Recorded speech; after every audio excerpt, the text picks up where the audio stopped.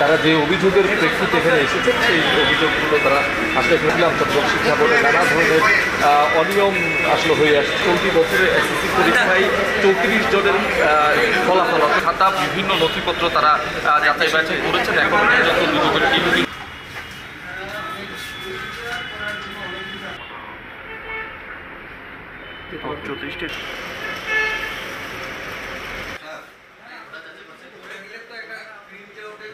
আমরা 34টা স্ক্রিপ্টের নাম্বার বানিয়ে দিয়েছিলেন কারা আমরা জানি না, ওইটা আমরা আবার পূর্ব অবস্থায় ফিরে নিয়ে এসেছি।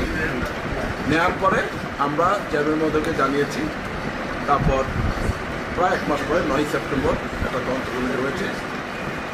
এখন তদন্ত কমিটি খুঁজে বের করবে কারা কারের সাথে জড়িত ছিল, আদৌ জড়িত ছিল এই বিষয়টা।